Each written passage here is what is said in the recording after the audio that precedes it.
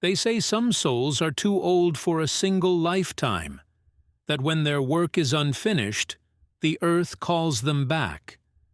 So it was with the Driftwalker, a quiet man who once left his small Midwestern hometown 50 years ago to wander the world beyond the fields. He had no title, no robe, no altar, yet those who met him felt lighter, as though something unseen had lifted from their hearts. The elders whispered that he was a keeper of the balance, a spirit reborn to remind humankind that peace, like the soil beneath our feet, is layered and eternal. In his years away, the Driftwalker became a man of many disciplines. He devoted himself to the study of geology and history, tracing the stories written in layers of rock and in the faded records of those who came before.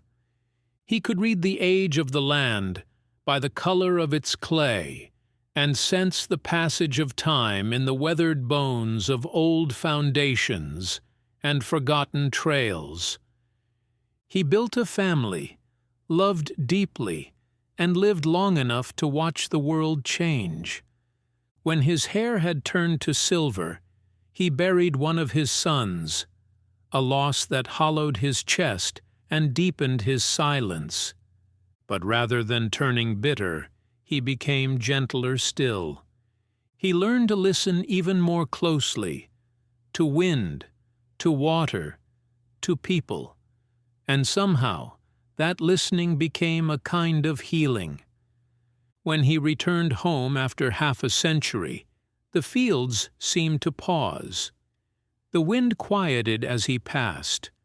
Old friends said the air felt different when he was near, calm, like the stillness after prayer.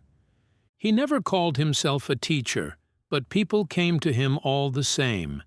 They came with questions, grief, and restless hearts.